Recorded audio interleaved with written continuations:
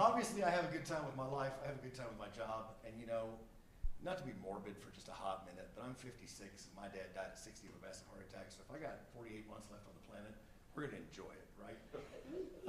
So today, in this session, we're gonna get a little techie before we get application based. Okay, by techie, we're gonna talk NDI, SDI, we're gonna talk Dante a little bit. It's gonna be just a little bit like, ugh, okay? But we're gonna do all that, because some of you want that, and that's great, and then others of you are like, okay, well apply that, Lance. What does that mean to me? So we're gonna do some of that as well. I'm Lance, Dr. Ford, hey you, I answer to anything, because I've been a classroom teacher for 30 years of my life. So, you sorry? Yeah, I love you too. We'll see you tomorrow. So what I do is teach. Now, what I'm doing in my life right now is I'm teaching on behalf of Zoom, and I'm teaching teachers. So that's what I do. Two parts of my job. The first part is, what all can this do in a classroom? The second part of my job is, how do I actually do that as a faculty member? So I've been teaching via synchronous video for about 25 years just because I'm in the nowhere of Oklahoma. We have 700 people in our town. I feel like I'm on hee-haw now. 700 people in our town, there are no stoplights, and about half the roads are dirt, so salute. We're gonna talk today though about Zoom Spaces, AV from USB, HDMI to on-net to cloud, and we're gonna try to get it all connected, at least in our minds, as we go through this process. I don't have to sell anybody on Zoom rooms because you guys either love them or you hate them. I've spent 10 years of my life at the mothership of Cisco, and the power of Cisco is they got some like tank kinds of never die hardware. Prior to that, Tamberg, prior to that, I was running on an Intel team station teaching my first class I ever taught. So the Cisco stuff is like a rock solid thing, but unfortunately for me at our little school, we could not scale to every classroom. So as we have migrated to Zoom now, this process has been amazing because it gives me all of these features and I can do it in every classroom, all right?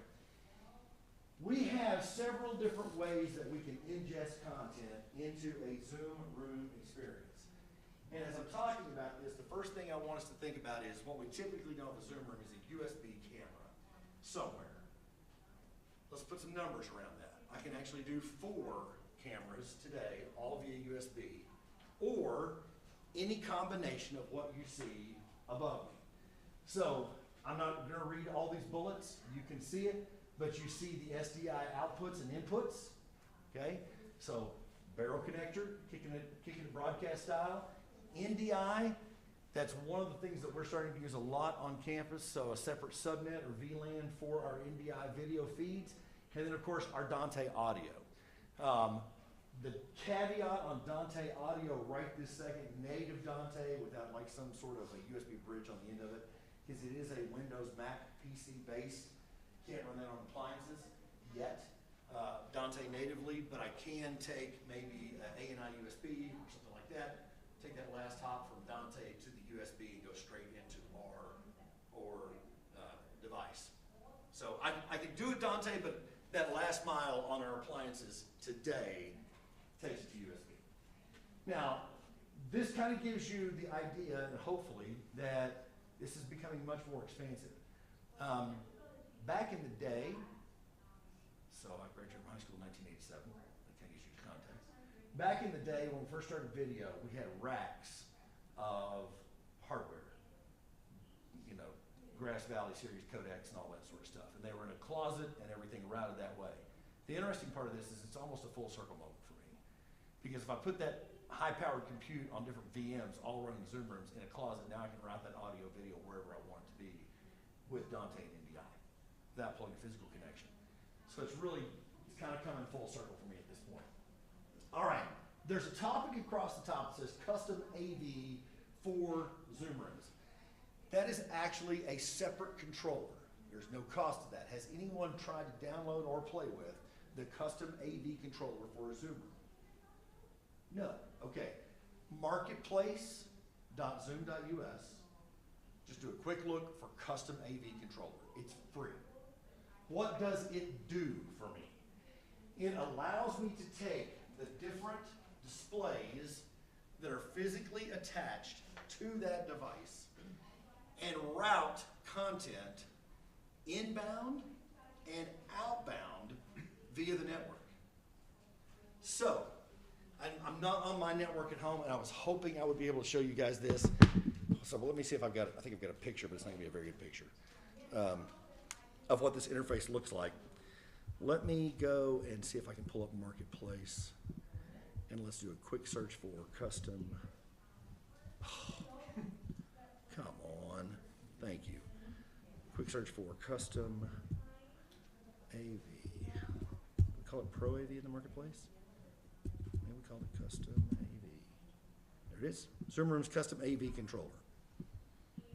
And I'm sorry I can't do this live. Like I said, so what happens is you download this client, today Windows, and in the not too distant future, Mac as well. Once you download that client and fire it off, the Zoom rooms that you have access to on your network show up right here. Now again, I know this is the devil to see, and I'm sorry. But the tabs across the top, Broadcast Studio, AV, Auditorium, Custom AV Testing ZR, those are all different Zoom rooms, every one of them. So what I have here is the NDI outputs that I can kick on from those Zoom rooms. It's in the middle of a call. It's got all of these different layouts that I can choose. I can send that via NDI to another Zoom room. So I'm cross-pollinating all of those feeds between different areas. I see some of you doing this, and some of you are like, okay, why would I want to do that, Lance?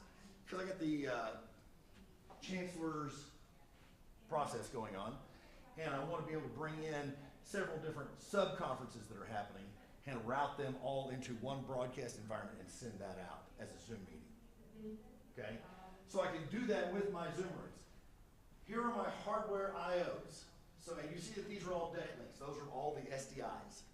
Okay, so I can do not only with NDI, but I can do it with SDI as well. If I can scroll down, which I can't because this is still image, it's probably why they cut this, there's actually a separate sub-area down here that says Dante. It's not available yet, but being able to cross-pollinate Dante inbound and outbound between Zoom rooms as well. Or maybe some other Dante receiver that can mux those, mix it out, and send it as an audio feed to that last Zoom room. So this tool is free.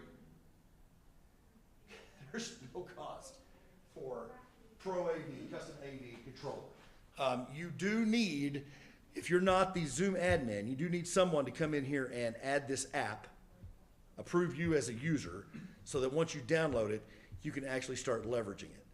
If you go to the Marketplace, all of the documentation that you need to drive this is listed right here. Okay?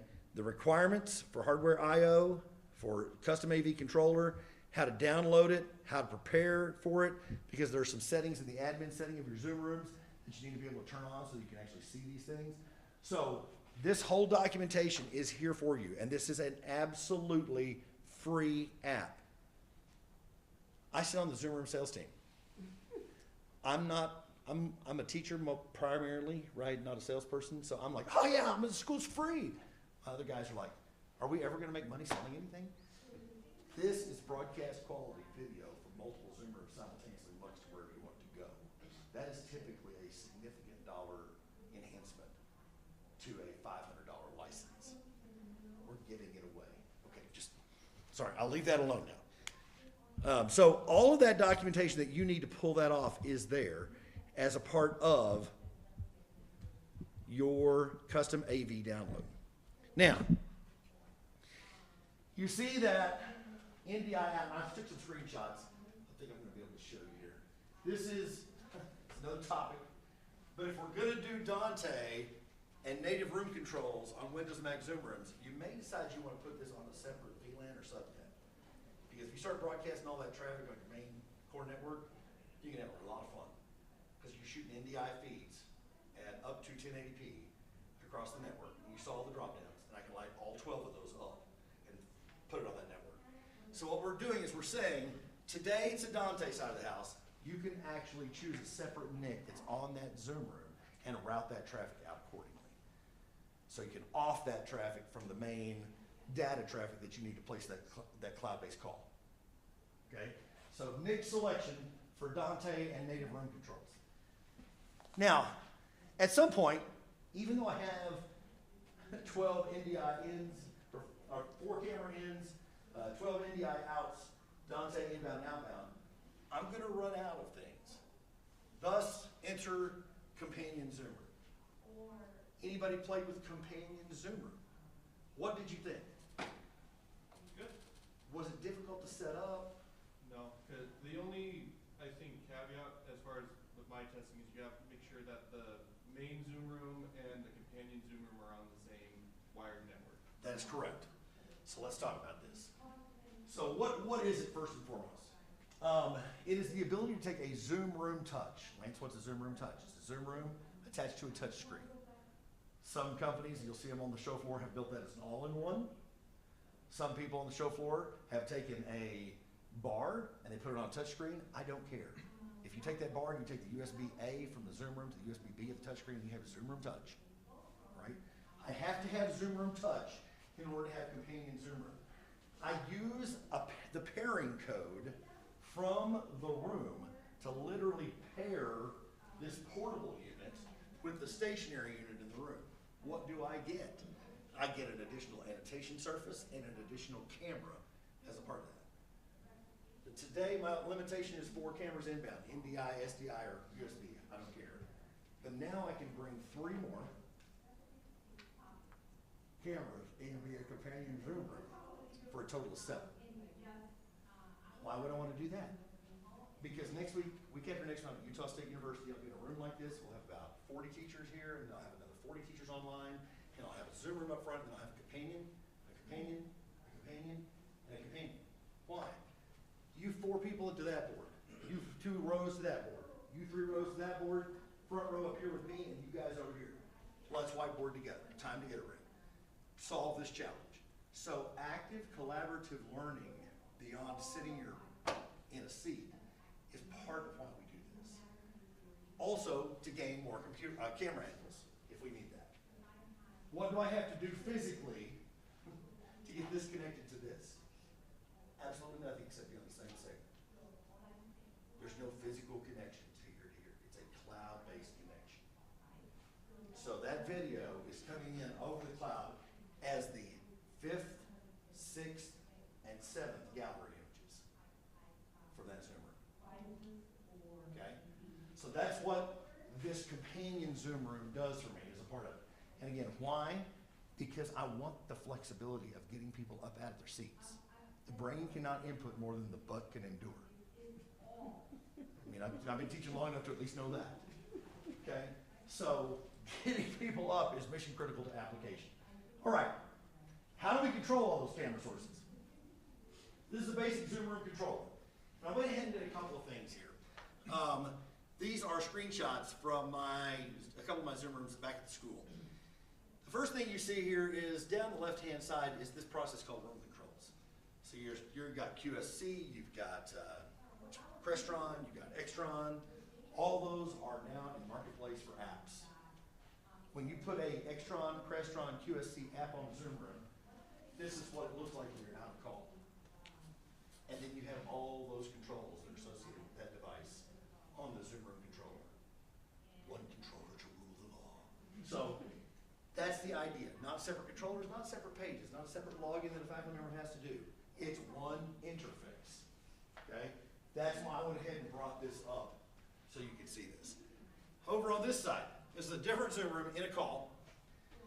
And if you have not updated to 6.3 or later on your Zoom rooms, this button's not here, that button's not there, those 2 buttons at the top not here. Okay? We'll talk a little bit about smart name tags for video and voice here in a minute, but that's what those 2 are up at the top. This, yes. Do you want questions now? I come on, anytime. Back to this thing real quick, if I could. So are you saying like my shop we use Extron touch panels? Yes, sir. And we have it side by side with the Logitech Zoom room controls. Yes, sir. Are you saying that we can access the Extron interface through that? That's exactly what I'm saying. Yes, sir. Okay, Let's take a time out. I got nothing more important to say than to answer your questions. I don't want to have, I know I'm being recorded, so people are like, you are so crass. I live on 120 acres. Right now there are 60 head of cattle on the south 80, and I mow about 5. So when I'm not doing this, I'm in Carhartts on a John Deere. So I don't want to have diarrhea of the mouth, is what I started to say. So let me go over here and bring this up one more time. And let's go into custom AV. Let's look up real quick. You said Extron? correct. So here's the Extron control app. again, somebody who's the Zoom admin has got to be able to give it to you. It's gonna look exactly like that one that I showed you. There's the little button, okay? Then all the things you have on Extron control are here. That's out of call, that's out of call. That are showing you lighting versus display versus shades. The in-call experience, oh, that's the dark mode. They didn't have the in-call experience. The in-call experience is a little different. And I probably should have taken a screenshot of that as well, but I didn't. Let's go here and blow it up one more time. Bless you. These three icons in the left corner, that's a secure call, smart name tags for video, smart name tags for voice. That exact same little icon looks like this. That picture right there is gonna be right next to the green button when you have root controls there. And when you press it, you get this. So all your extra controls are there. Yes, sir. Sorry, I just want to see if I'm understanding it. Come on. So the Extron will have the UI that basically will be familiar to a Zoom user and, okay, And it's right on top of that exact same Zoom controller. okay. So this is not Extron, okay? This is a cloud called Aveo. This is an Aveo cloud control for that room, right?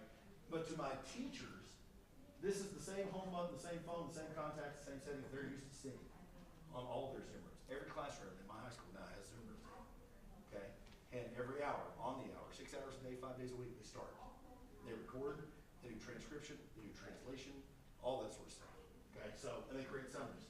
So that's the same controller that they're used to.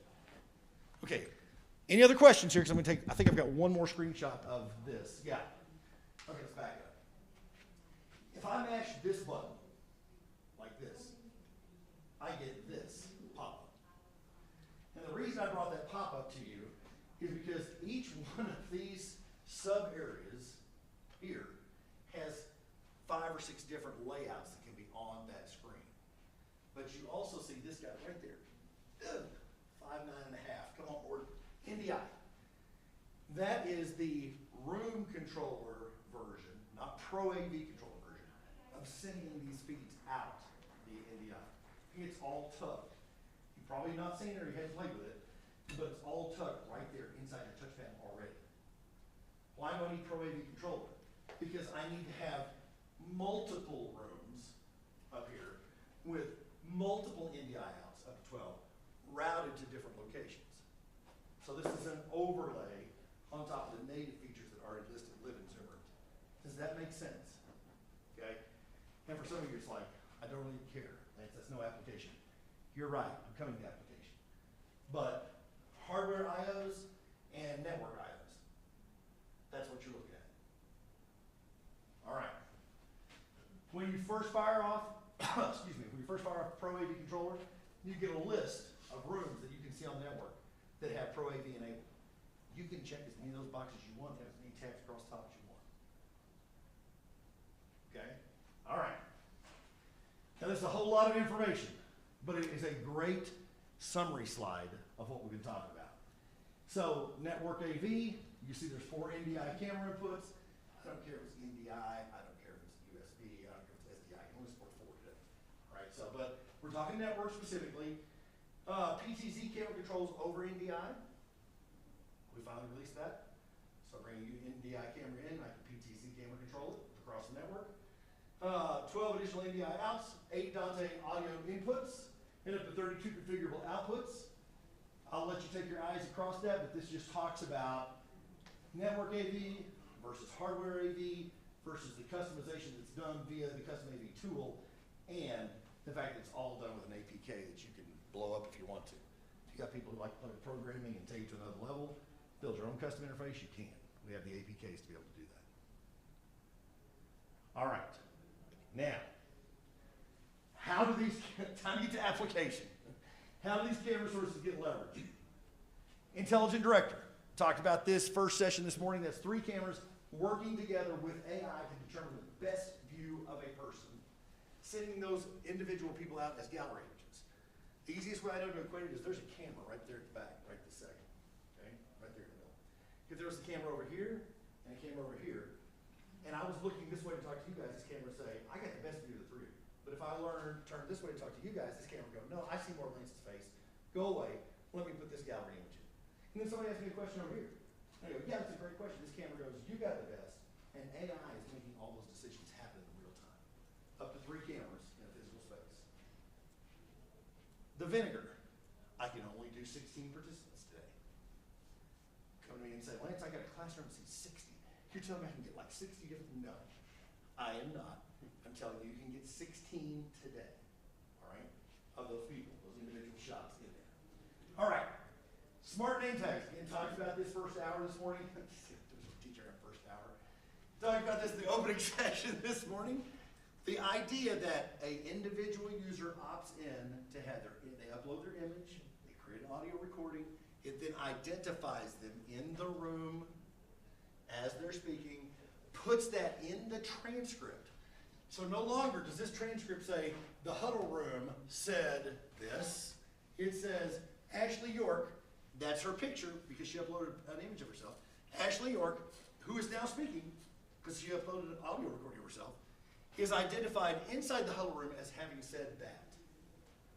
That's going to get really important when we start talking about lecture summary here in just a minute. Because if I don't know who said what, and I'm a student trying to review for a test, it may have been anybody's opinion in the classroom.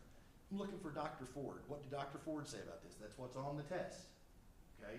So having this identification process not only builds a relationship live, but it also gives me that opportunity post-experience to be able to harvest reliable data based on who said what and when. That make sense? It's all, yes, sir. Yeah, I was just thinking, I remember you mentioned some setup to get to that level, but in absence of setting up my profile or my identification, didn't you say that this would call them generically student A or student B? Yeah, participant 1, 2, 3, 4, absolutely. Because I was trying to think of whether you could, if you have to have your whole group on board and have done that, or can you still run it with some have and some haven't? That's a great question. And again, when we talk about student data and privacy, especially in my 18 and under world, okay, I can't put their names on there. So they do show up as participant 1, ask the following question, blah. If you had nothing to do but rename participants, or if you wanted to do that, you absolutely can in that transcript. So you can go through and say participant 1 is identified as Debbie McFarland, and all participant 1's changed to Debbie McFarland. So you can do it post-production, but this prohibits that. I mean, it keeps me from having to do it. Great. But like student 1 will always be student 1 according to AI, or is it? So let's talk about that. So for those of you who are in the morning session, one of the things I said was, in order to be identified, you have to opt in, and you have to be invited to the meeting, right? Zoom has told you point blank in their, if you've never read it before, in their AI, this is how we use your data documentation, that we do not maintain or store your data or train our models on your data, okay? And we don't. This is your question is the way I prove that to people who want to see, okay? I had this set up at Enterprise Connect, and people would come in, but identify me. People would come in, they'd sit down and start talking to me and say, participant 1 said, participant 2 said. But then the first person would start talking to me and would say, participant 1 said. Because it took that voice print and said, that is still participant 1 talking. It's not participant 3, it's still participant 1. They would leave the room. I would continue to talk to participant 2. Participant 1 would come back in and they would still be identified as participant 1 in the transcript. She said, so you're storing my data. I said, hang on a second. I disconnected the call. I said, don't anybody move. Don't anybody open your mouth. I reconnected the call. I said, now you talk first. Now I pointed participant 2. He started talking. Now he's participant 1. She starts talking. She's participant 2. So for the duration of the live experience, we are caching that information so that in the transcript, there's consistency. But when you disconnect that call, all of a sudden, it's wiped clean. And whoever speaks first is participant 1. Thank you. Absolutely. It is one of the best ways to prove that Zoom is not using your data or storing it outside the experience. Okay. All right. Where can these camera sources be leveraged? Let's talk about this. So this experience right here, minus this tape. And what I'm working on right now, and the guy who's here with us is Hamilton Gordon. He and I are working on this layout with custom AV, only we're taking 4 monitors, putting them on this side, 65s. 4 monitors, 65s, putting on this side. And 2 monitors turned this way, so portrait. One is the chat, and one is the poll down the middle. There will be a camera here, here, and here with Intelligent Director. So as I turn to look at that group of students that's on that wall, the camera will go, oh, I got Dr. Ford's face. And then somebody will ask me something over here, and I'll be like, yeah.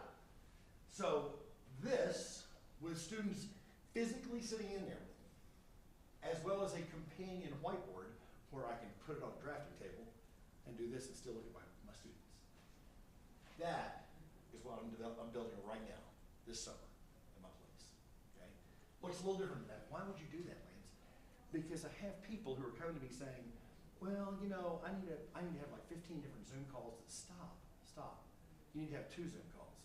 One from one room, one in companion room, and then you need to route the video where you want on those screens via NDI. Stop over-engineering the space. It's literally an NDI feed from the Zoom room. Stick it on the monitor you want. That gives me that immersive experience, okay? So that's this. More of a lecture kind of experience. And you see 2 companion Zoom rooms. This doesn't have a stand on it, somebody's magically floating.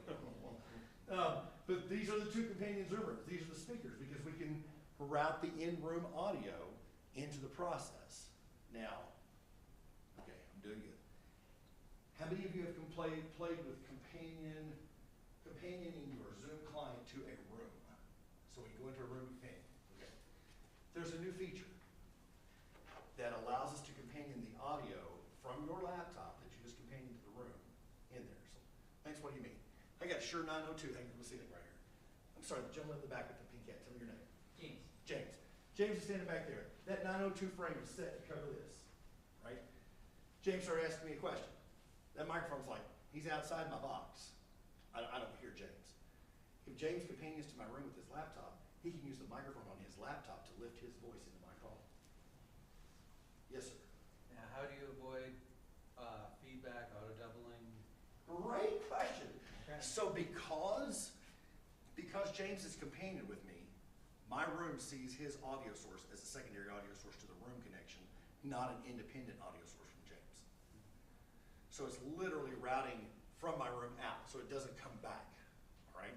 But your question is very salient on the next point. James is still back there. Now, James has an auditory, I'm sorry, James, I'm not picking on you, you just happen to be standing there. James has an auditory challenge where he can't really hear very well, and I talk more like this, says the fact. So James is in the back. So James is like, I can't really hear, do I go down in the front? Do I ask permission to move?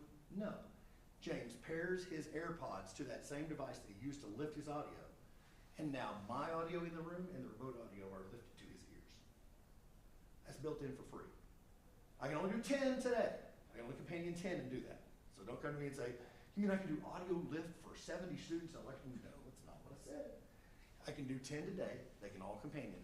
They can have their voices lifted, and they can have in-room and remote audio lifted back to them. That icon that has audio list, it's called listen, is what it says. That icon will have a slash through it if they don't have anything paired to their device. So they can't do it, otherwise we get, feed, back, right? So yeah, so that helps in all of these kinds of room scenarios. Yeah, again, not gonna go through the hybrid auditorium and all hand space, but this is those larger space settings. The reason, and you can read, I'm not gonna read that to you. The reason this is sitting here is that person's running the ProAV. That's what that, ProAV is not meant to be run by a teacher. Let's just lay it out there. You do not want teachers messing with NDI routing and Dante routing, okay? It's literally meant to be run by the professional in the room. Oh, sorry, go ahead, did you want to take a picture of that? Yeah. I didn't mean to go too fast. And I obviously need to update my copyright image at the bottom there. So lecture training spaces, 8 SDI outputs. Anybody using SDI to route video in a Zoom room today? It does require some specialized hardware, some black magic, some deckling stuff to pull that off, but probably not. Okay.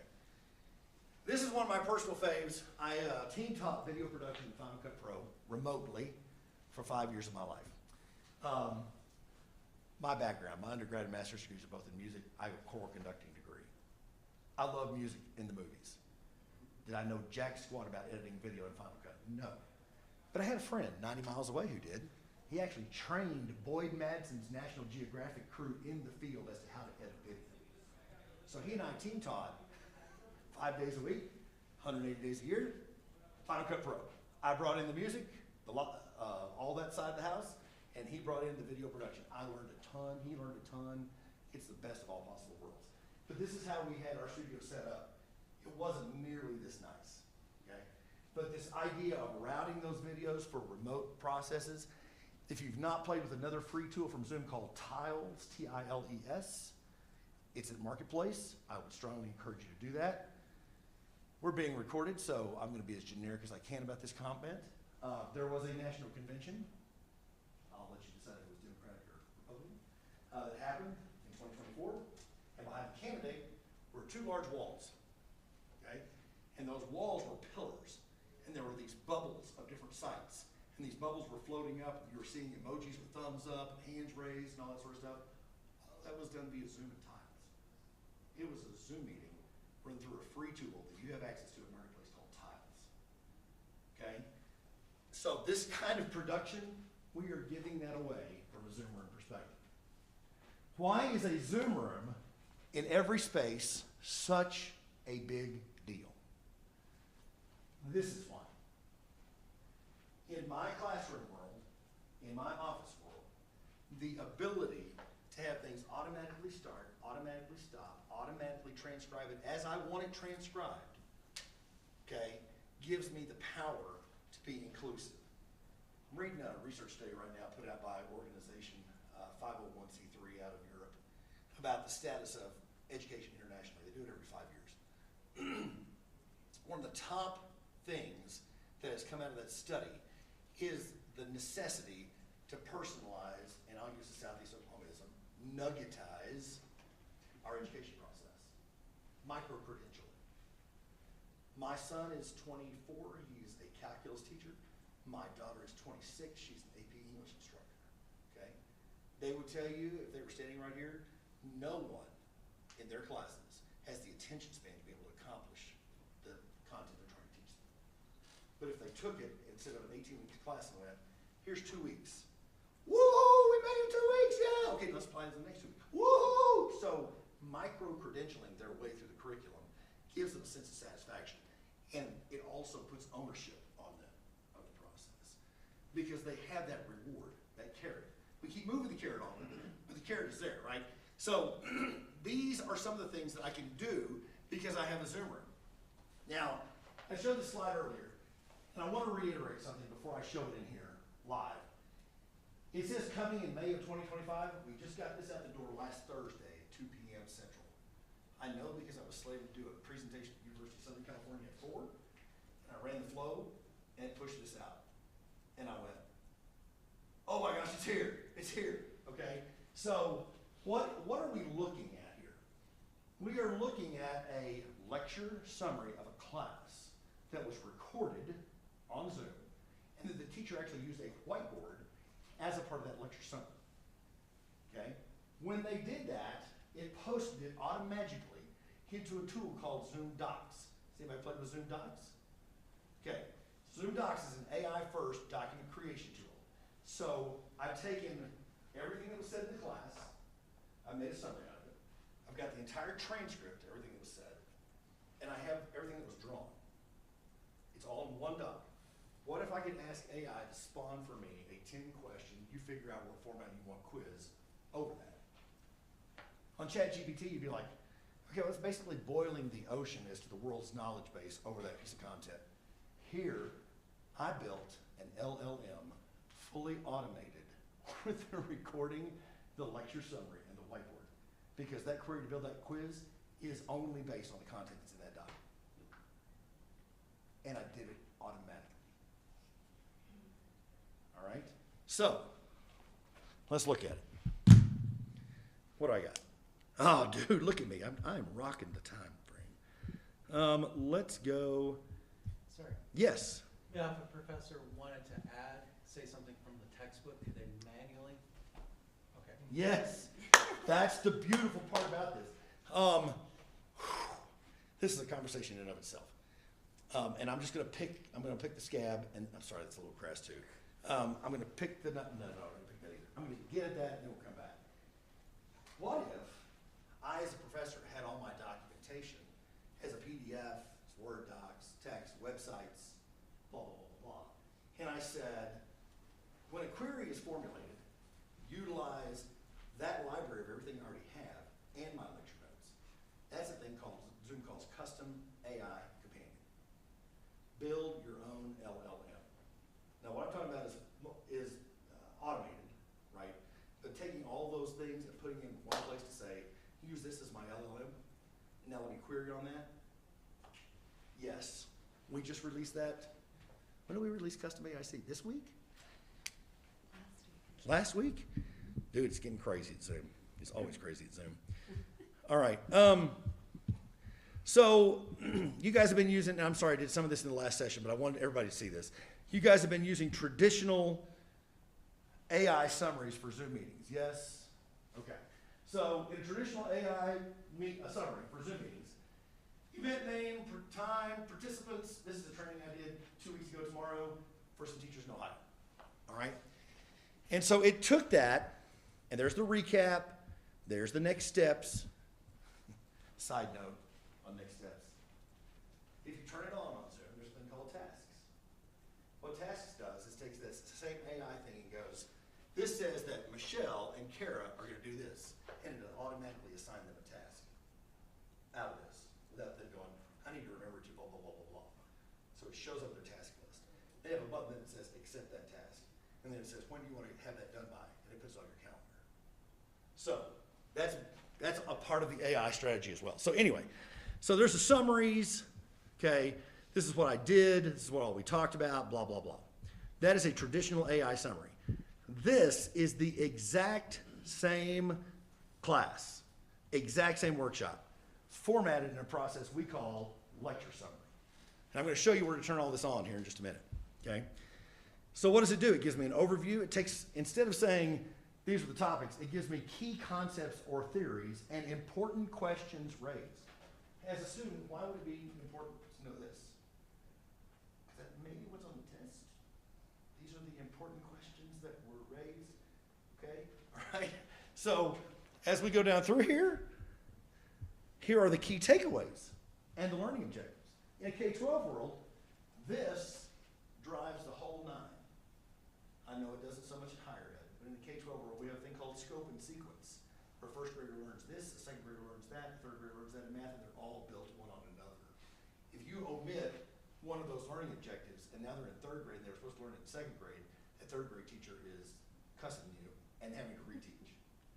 What if I could let AI compare this to that list that we uploaded in the library and say, looks like you covered this, this, this, and this 4 times, you covered this and this 3 times, you covered this and this 2 times, you might want to review this because then I have to cover that. That's what this has the promise to do, all right? Okay, so we're gonna go on down. Topic 1. This was one of the topics in class.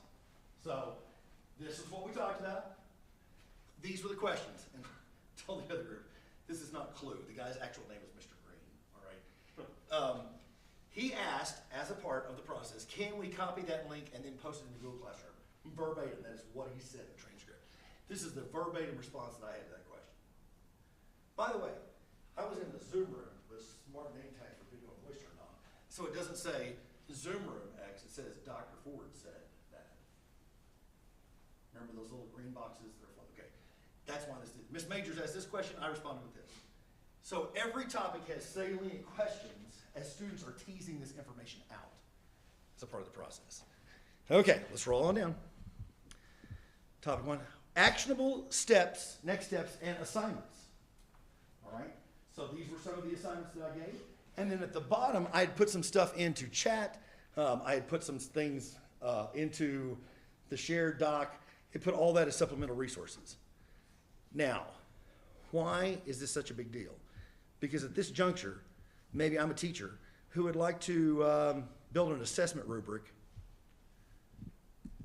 as a table for my learners so I can check their understanding. I just opened up the AI tool and said, build an assessment rubric as a transcript, as a table. There you go. So I'm not having to, do you have any idea how long this takes for a teacher to create?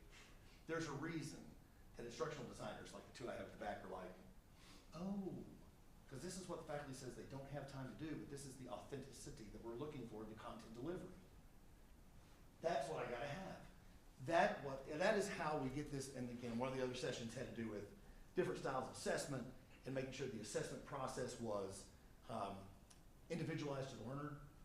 This is choose your own grade. Okay, you want an A? Then you need to do these topics in this column. All right? So this is how we determine our assessment. I used Zoom summary and that to actually create it. Let's get even crazier. All right, this is where you're gonna be like, are you kidding me right now? Now I've customized. I had to play with this prompt quite a bit. That's why I'm copying and pasting it. From this document, please create a 10-question quiz in the form of a database with column headers that represent the questions. Let me give you the rest of it. You, talking to the AI, can utilize text answer, multi-select, multiple choice. Hey, it's up to you, AI. Build it how you want to. I don't care. That's basically what I just told it. So what it's doing right now is it's building a table inside this doc of all of this information. It's cross-referencing my LLM that I automatically built by just hitting lecture summary, right? I'm going to keep that. Now this is a real basic one, but you'll get the idea. What about how do I actually use that with my kids? Well, why don't I do this? Form view. There's a button here that says publish. Look what it just did. Multiple select. There's a free response. There's multiple choice. There's another free response. You see what it's doing? It's taking all of that information and generating for me the equivalent of a Google form where I can send this out, get the students' responses, and have all the grades. Yes, sir. Now, what if you have, say, the professor has a student with, say, special needs or other learning things? Does it automatically come? Well, I'll take that as a yes. Yes. So that is what we're doing. Well, here, let me just show you. I think I have it in this doc set up. Share with me. Here we go. This one. Okay. So I'm working with the docs team at Zoom, and they're like, so as we want to suggest that you propose to teachers you use this as a part of your assessment. I said, I know what assessment means, I think. Zoom docs person who has not taught before, tell me what you think assessment means. She said, well, let's have a meeting. I said, okay. She said, well, if you wanted to know what your students were doing, how would you assess it? I said, well, we got a couple of basics. Get your homeworks, get your quizzes. I said, but I also like some sort of I like to analyze their writing samples. One of the questions that was asked about the quality of AI and not letting students cheat, how do you get around that? I have to know my students' writing, right? So I need to sample that writing, and then I need to use that as a part of the assessment, okay, to verify that they actually did that piece. And then I'd like to kind of give them, if you're going to answer questions, you're going to participate, I'd like to have a little something for you there. So what we've done is we've created 3 different data sources. One is a student participation data source, and you can see the discussion quality thing. These are student writing samples, okay? These are student homework, grades, and tests, just like a traditional grade book. All right. Now what I did was, we went back, let's open it back up, sorry, and said to it, would you please take this information, where did it go? Take this information and do this. I'm a U.S. history teacher in 11th grade in Kansas City. I want to conduct, and this is all inside Zoom. It's not ChatGPT, it's not Gemini, it's not Copilot. And by the way, this is free. I didn't say that, okay? I want to conduct a performance analysis of 4 students in my class and generate insights on how to personalize their coaching to improve the performance in the future. I will submit 4 areas in the assessment attached. So those are the 4 things that I showed you. Look at what it spit out. Emily Johnson, based on what you told me, she has excellent class participation and frequent engagement. She has strong analytical skills demonstrated in her Gettysburg Address analysis. She has consistent high performances in her homework and tests. She's a sophisticated writing with clear thesis and historical context. However, to further reach her, I would challenge her with advanced primary source analysis tasks, encourage peer mentoring opportunities, asking her to peer mentor, and provide additional enrichment materials. In the K-12 world, we call this the IEP. Okay? And we have students who have special needs, and we are forced to create an IEP for those 10, 20% of class students that I have. That just created an IEP for every student in my class. And I didn't do any of it. I just gave it the data. Because I already had the data because it was in Zoom. Okay, so, yes, sir. Do those generated assessments integrate with the LMS? Not yet. My hope is that we do a better job of a Zoom on Zoom story. And this is what I actually told the docs team. I need to have a button that shows up that says, create a Zoom poll or quiz for this with the correct answers, right? So that way it would integrate, especially with Canvas. If I administer a Zoom quiz as a part of a live class, it would go into my speed grader in Canvas. Zoom is never gonna be in the business of writing to your grade books, period. We do not want that liability. But we will hit the speed grader so the teacher can go, yep, yep, yep, yep, yep, push it. So we're gonna have to have their eyes on it before we write to the grade book. Great question. Yes, sir. Now, realizing that there's like code changing and people might speak slightly differently Yes. the way they write. If somebody is in a classroom and they're speaking at a certain level, but all of a sudden they turn in an assignment and they're talking about how they extemporaneously talked about something that's lugubrious and this, that, and the other.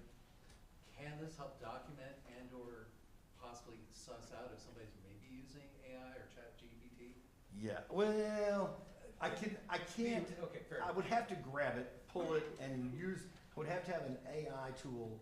I have to write my prompt to actually compare contrast kind of deal. But I guess I could generate something over ChatGPT, lay them side by side and say, give me an analysis of blah, blah, blah, blah, blah. And again, I'm just cynical. No, I absolutely agree, and I think that's the question you were driving at, which is how to keep students from cheating using AI to write their papers for them. And the answer to that is individualized and differentiated instruction. The response is, I don't have time. Okay? The answer to that is build relationship with learners. So you ask the questions. I know what you know based on what you're asking in class. So if you spew something to me that makes no sense in light of what I know is your schema, you didn't write this. So that's the relationship part of it. I'm looking around the room. Okay. I'm not going to say what university because they're represented in here. I was in a meeting with the university that's represented in this room, and one of the leaders said, we don't have a teaching problem, we have a learning problem, which I think is a great way to summarize the process, right? Why do we have a learning problem? Because students don't own learning. It's something that's done to them, not with them, right? So my suggestion for AI is that we leverage it to work with the learner. And if you have not ever been exposed to a course called, let me pull up the title one more time. I gave you guys in the back the name of this course. It's a Coursera course. This one right here. If you're interested in this at all, okay? This is done by Ethan Mullick and his wife. They're faculty members at Wharton School of Business. And basically what he does is they walk through this process of, it's about a 5-hour Coursera class, it won't cost you anything. They walk through ChatGPT, the schema, the plan, why it does what it does. And then they walk you through the process of building a GPT that does not ever answer a single student question directly, but guides them through other questions to the answers. So it becomes a tutor as opposed to a fact spewer. If you want a fact spewer, go to Google, don't waste your time in ChatGPT, right? So this idea of being able to do this is not something that Zoom is fully there yet, but that course gives you a great foundation as to the future of what this tool can possibly do. What time is it? Oh Lord, I'm 4 minutes over. My gosh, I'm so sorry. So let's see if I don't think I have anything else in this slide deck. Oh, no, I do have this. If you're interested, we're going to be at Utah State University, not next week, but week after next. It's a process that we've done for 3 years now. We're in our 3rd year. This year we're doing something a little different. It's a day-and-a-half process, and we are going to have multiple tracks. So if you're in here today and you're like, listen, I am a CTS certified AV consultant at my university, and the only reason my boss would ever let me go anywhere is so I could get CTS credits. Come, I got a whole track for you. If you're the person here that's going, I really don't care about any of this detail stuff, honey, bigger picture. What does it look like to be a change agent? How does this work on a campus? You're a CIO, you're a CTO, come. If you're a person who's like, I don't get to make those decisions, and I could care less about CTS credit, but I gotta teach you using this stuff. Come, I got a track for you. So we're subdividing this into 3 different tracks for those 3 personas. If you lie outside of that and you wanna come next year, you tell me what you need, all right? This is a physical conference on site, with the exception of the teacher track, which I got snookerdoodled, no. Asked if I would teach it in a hybrid environment. And so I do have teachers from across the United States coming and joining that remotely as well. It's free, there's no cost. Okay? Gotta get to Utah, you gotta get to Logan, so Lane and Salt Lake and drive the hour and a half. That's the cost. That's the cost, that's it. But other than that, I was wondering, can you swap between the tracks? yes, you can. Okay. I'm not gonna force anybody to do anything. My tracks are very build on one another, so let the cat out of the bag here for anybody who's gonna come. Session 1, day 1, first 2 hours on Zoom whiteboard. We're gonna schedule it as a class, I'm gonna deliver it as a class, they're gonna develop content as a class, and then that night, they're all gonna get an email that says, here's the lecture summary from today's class. And we're gonna start the next day on, what am I gonna do with that? Let's explore docs. Let's explore clips. Let's see how this works together. So that's how I'm gonna, so mine is gonna be a little more sequential like that. I think the other ones are more like nuggets of information. Self-contained. Anybody else? Dude, thank you so much for putting up with my rant for the last hour and being a part of this TED Talk. Thank you guys. We'll see you soon. I'm out there at the booth here in a minute, hopefully.